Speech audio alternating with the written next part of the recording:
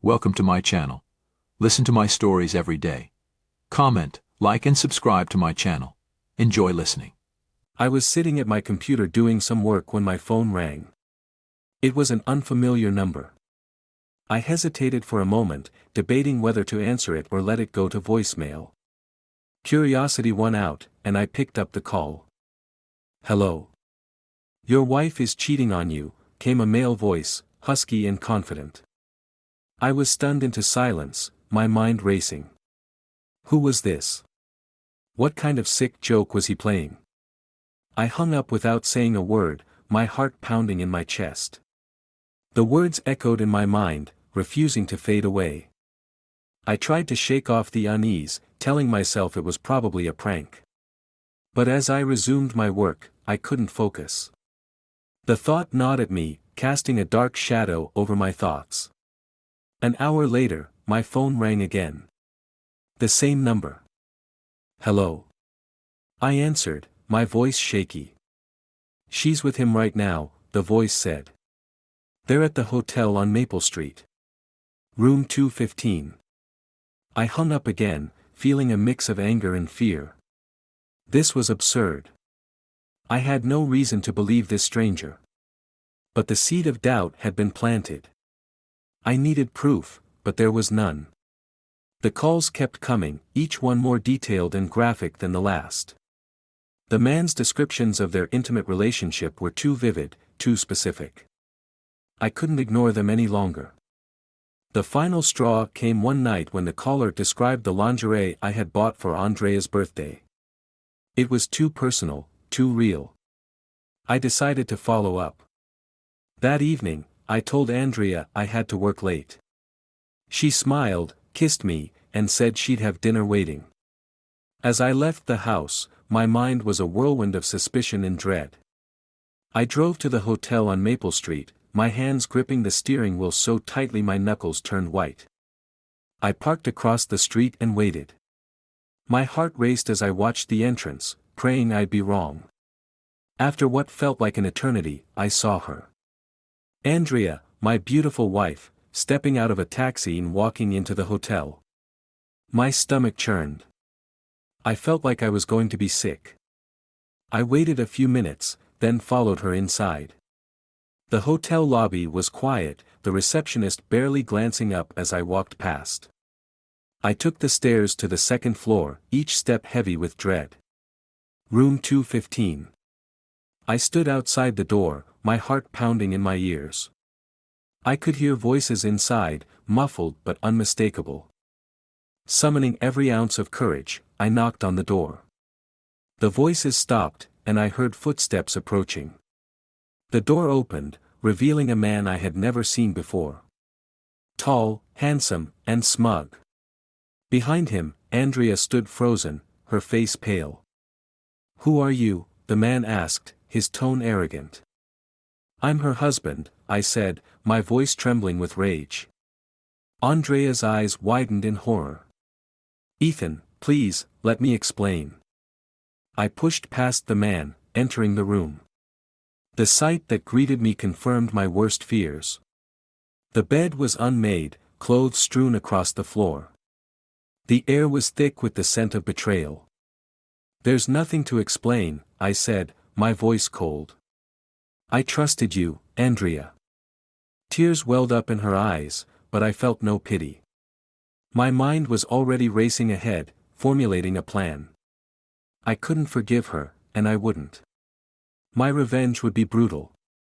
To begin with, I took out my phone and snapped a few pictures of the scene. The man tried to grab my phone, but I was quicker. "Don't bother," I said. "This is just the beginning." I walked out, leaving them in stunned silence. As I drove home, my mind was a whirlwind of thoughts. I knew what I had to do. I needed to gather more evidence, to build an airtight case. Andrea had to pay for her betrayal, and I would make sure she did. The next few days were a blur. I hired a private investigator, someone discreet and thorough. I needed to know everything about this man and their affair. I went through Andrea's things when she was out, finding incriminating messages and photos. Each discovery fueled my anger, hardening my resolve. Finally, I had everything I needed. The evidence was damning, and I was ready to confront her. But I wouldn't do it in private. No, this needed to be public, humiliating. I planned a dinner party, inviting our closest friends and family. Andrea had no idea what was coming. The night of the party, I watched her laugh and mingle, completely unaware of the storm about to hit. I waited until everyone had arrived, then stood up to make a toast. "Ladies and gentlemen," I began, my voice steady. "I have an announcement to make." All eyes turned to me, including Andrea's. I saw the confusion in her eyes, quickly replaced by fear as I pulled out my phone. "My wife, Andrea, has been unfaithful," I said, projecting the incriminating photos onto the wall behind me. Gasps of shock and murmurs filled the room. Andrea's face went white as she looked around, seeing the judgment and disgust on everyone's faces. I didn't stop there. I revealed every sordid detail, exposing her lies and deceit. By the time I was done, she was in tears, begging for forgiveness. But there was none to give. I had broken her life, just as she had broken mine. And this was only the beginning. The dinner party had been a spectacle, a calculated move that left Andrea humiliated and isolated. But as satisfying as it was to see her crumble, I knew my revenge had only just begun. The next morning, I called my lawyer, Kevin, a sharp-witted man with a reputation for ruthless efficiency. "Ethan, this is serious. Are you sure you want to go through with this?" Kevin asked as we sat in his office. "Yes, I am," I replied, my voice firm. "I want a divorce, and I want to make sure she gets nothing." Kevin nodded, scribbling notes on a legal pad. "We'll need to gather all financial records, document everything. This will get ugly." "It already is," I said, a bitter smile tugging at my lips. Later that day, I returned home to find Andrea sitting in the living room, her eyes red from crying. She looked up as I entered, a glimmer of hope in her gaze. "Ethan, please, can we talk?" she pleaded. "There's nothing to talk about," I replied coldly. "You destroyed our marriage. Now you have to face the consequences." Andrea broke down, sobbing uncontrollably. "I'm so sorry. I made a terrible mistake. Please, give me another chance." "Save your tears," I said, unmoved. "I've already contacted a lawyer. This is over." As I turned to leave, she grabbed my arm. "Please, Ethan. Don't do this. We can fix this." I shook her off and walked away, her cries echoing behind me. I had no intention of fixing anything. My plan was in motion, and there was no turning back. The next few weeks were a whirlwind of legal battles and confrontations. Andrea's lover, Mark, tried to confront me one evening as I left the office. "You think you're better than me?" he spat, blocking my path. "She chose me because you're a pathetic excuse for a husband." I laughed bitterly. "You're nothing but a homewrecker. You'll get what's coming to you." He lunged at me, but I sidestepped, watching him stumble and fall. "You're not worth my time," I said, walking away without looking back. Back at home, Andrea's attempts to reconcile grew increasingly desperate. She sent me messages, left voicemails, even tried to involve our friends. One evening, as I was packing my things, our mutual friend Sarah showed up. "Ethan, you need to talk to her," Sarah urged. "She's a mess. She's lost without you."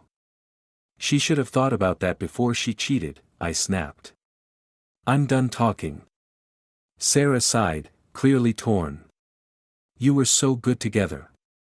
Is there really no hope?" "No," I said, my resolve unshaken. "There's no going back." As I moved out, the house felt emptier than ever. Memories of happier times haunted me, but I pushed them aside. I needed to stay focused. I rented an apartment across town, a place where I could think clearly and plan my next move.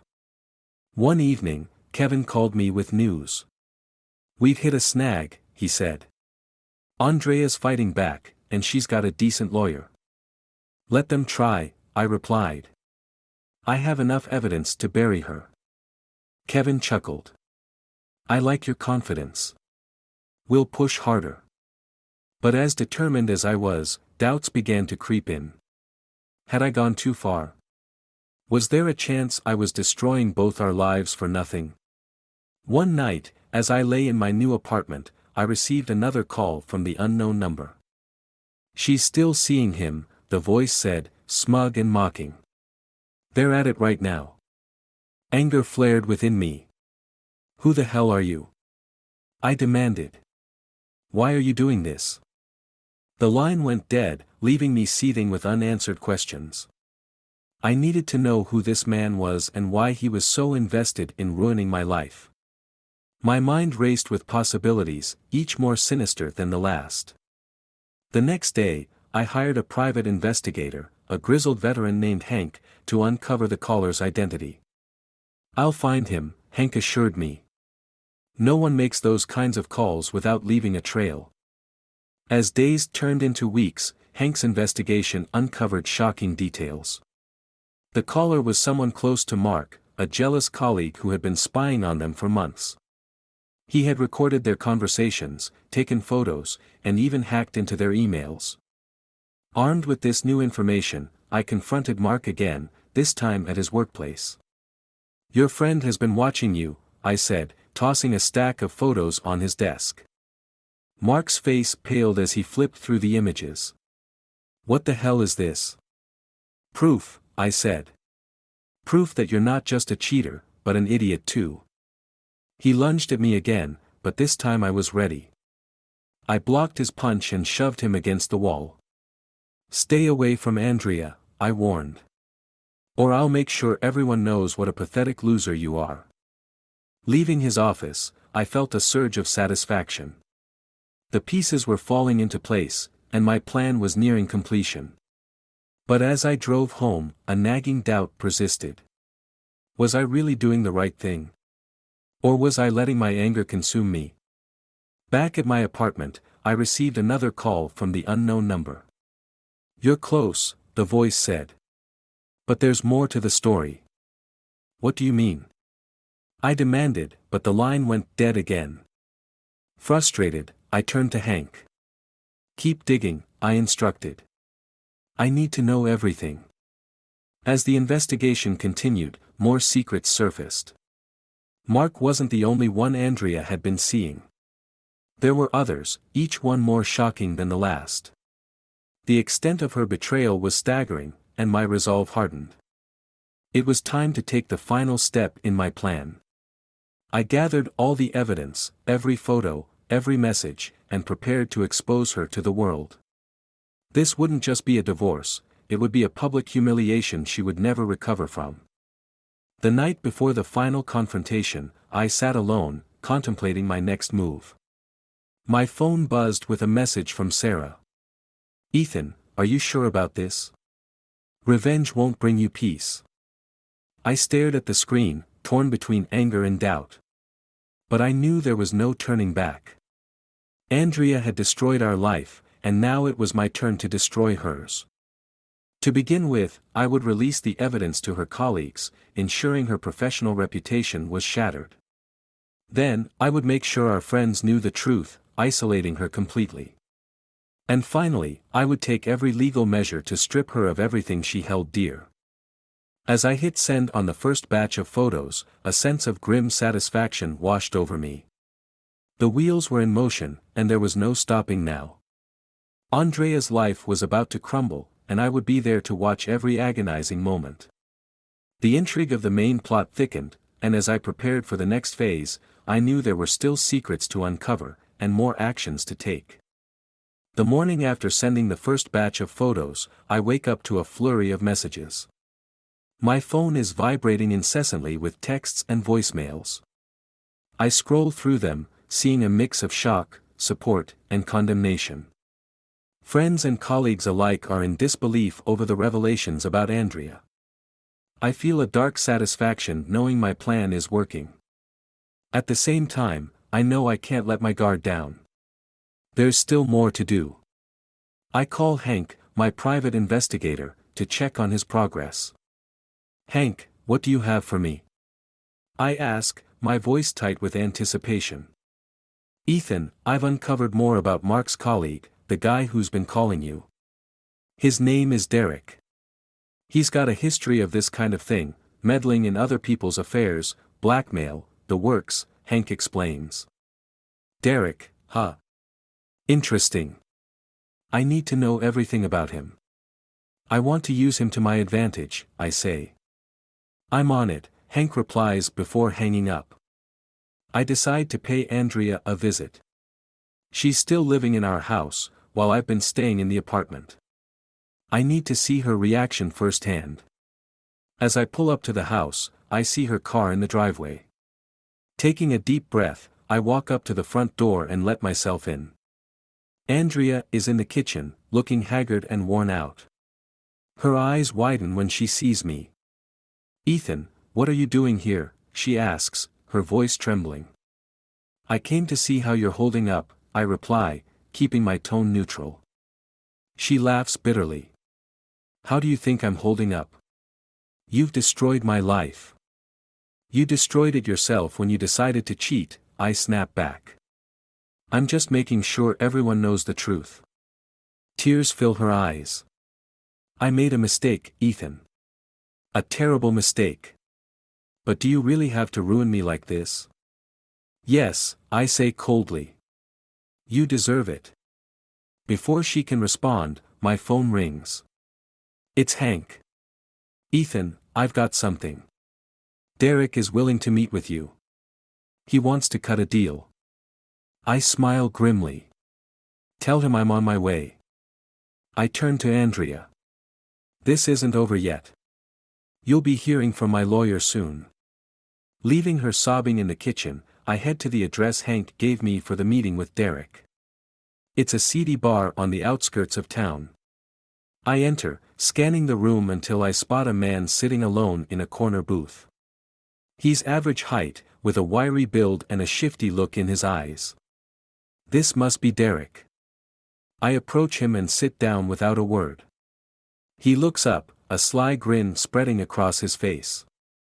Ethan, I presume, he says, his voice just as husky and confident as it was on the phone. Yes. Let's cut to the chase. What do you want? I ask, leaning forward. I want immunity, Derek replies, his eyes narrowing. You get me out of this mess, and I'll give you everything you need to ruin Mark and Andrea. I consider his offer. And why should I trust you? He laughs. You don't have a choice. I'm the only one who can give you the information you need. Fine, I say. But if you double-cross me, I'll make sure you regret it. Deal, Derek says, extending his hand. I shake it, feeling a surge of determination.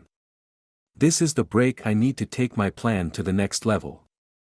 Over the next few days, Derek provides me with a wealth of information.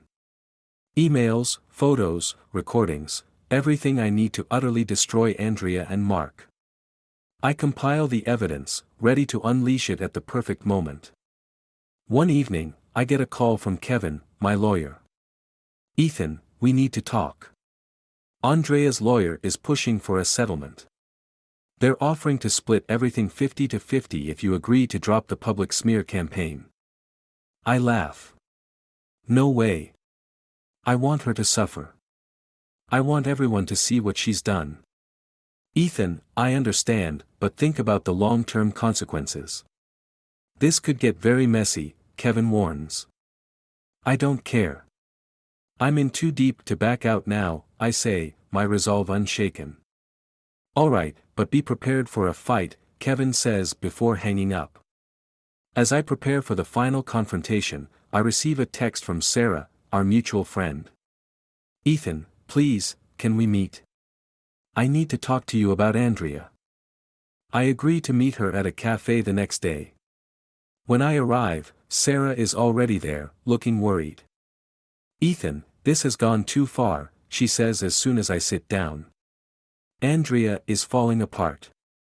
She's lost her job, her friends, everything. Is this really what you want? She deserves it, I say, my voice hard. But what about you? Is this revenge really going to make you happy? Sarah asks, her eyes searching mine. I don't know, I admit, the first crack in my armor. But I can't stop now. Please, think about it. You're hurting yourself as much as you're hurting her, she pleads. I stand up, shaking my head. It's too late for that, Sarah. I have to see this through. Leaving the cafe, I feel a pang of doubt, but I push it aside. I need to stay focused. The day of the final confrontation arrives. I've arranged a meeting with Andrea and Mark at a neutral location, a conference room at a local hotel. I arrive early, setting up the projector with all the damning evidence. When they arrive, Andrea looks defeated, while Mark tries to appear confident but fails miserably. Why are we here, Ethan? Andrea asks, her voice barely a whisper. I wanted you to see the full extent of your betrayal, I say, hitting the play button on the projector. As the images and recordings play, Andrea and Mark's faces go from shock to horror. They try to interrupt, to explain, but I silence them with a raised hand. This is just the beginning, I say once the presentation is over. I'm going to make sure everyone knows exactly what kind of people you are.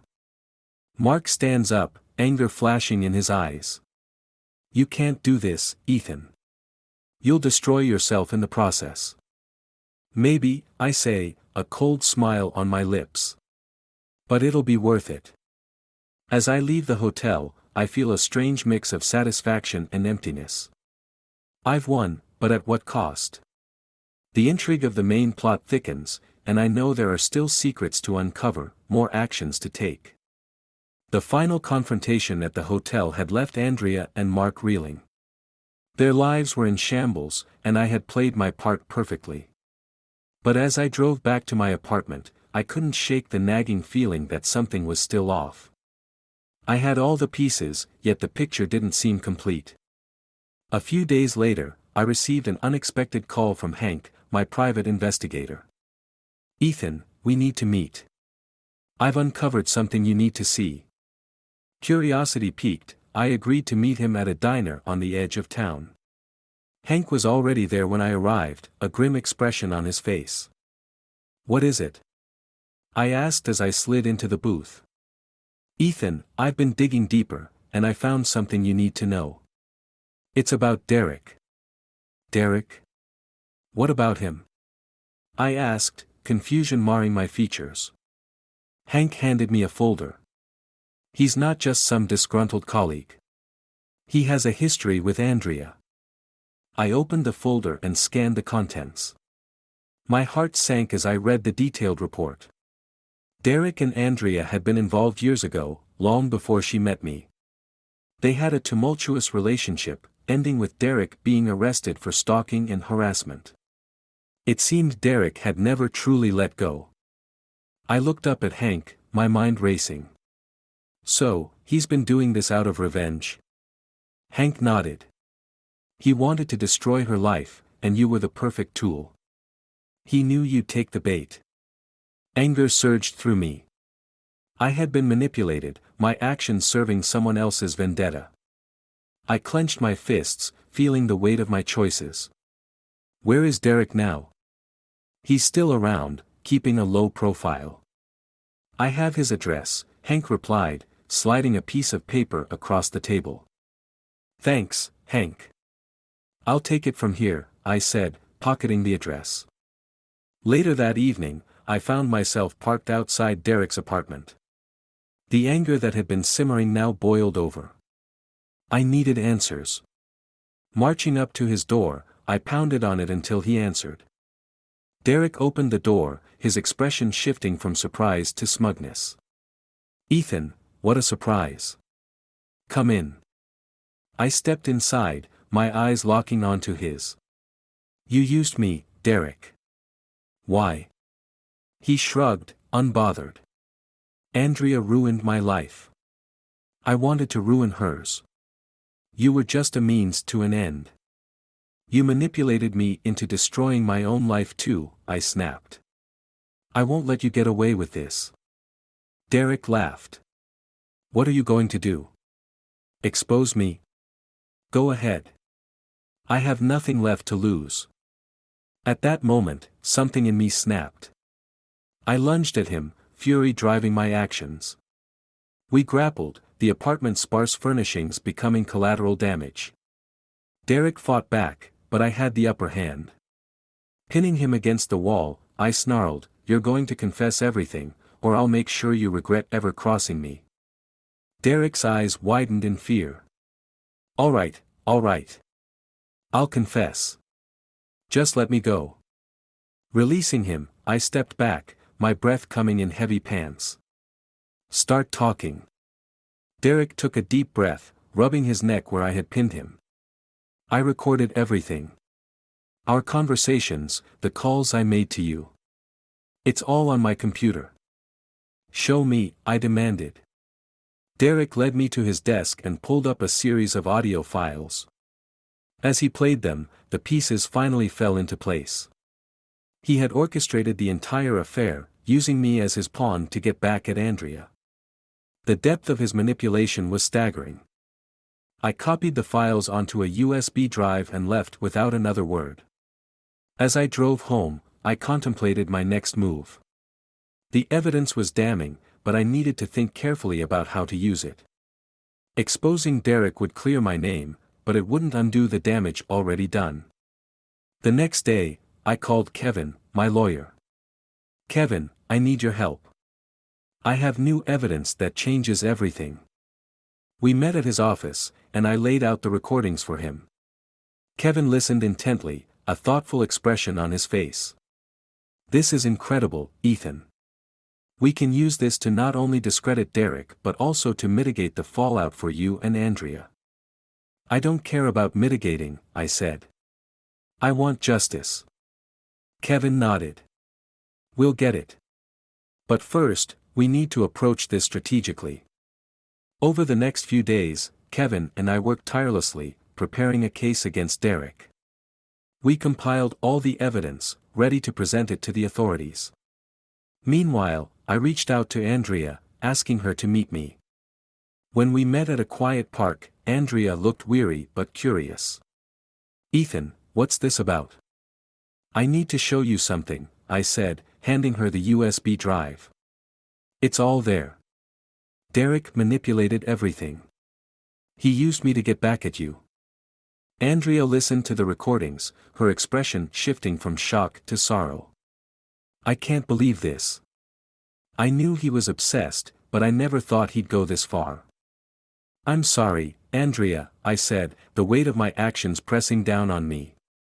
"I let my anger blind me. I should have trusted you." Tears welled up in her eyes. "We've both made mistakes, Ethan. But we need to move forward."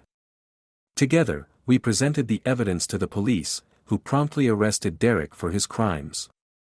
The fallout was swift and brutal, but this time it was directed at the right person. As the dust settled, Andrea and I faced the difficult task of rebuilding our lives. In the end, the revenge that had consumed me turned out to be a lesson in trust and forgiveness. Andrea and I were not the same people we had been, and our relationship would never be the same. But as we stood together, facing an uncertain future, I felt a glimmer of hope. We had been through the fire and come out the other side, scarred but stronger. The intrigue that had driven us apart had ultimately brought us back together, tempered by the harsh reality of our mistakes. As we walked away from the police station, Andrea took my hand. "We'll get through this, Ethan. One step at a time." I nodded, squeezing her hand. "One step at a time." And so, we began the long journey of healing, knowing that while the past could never be undone, the future was ours to shape.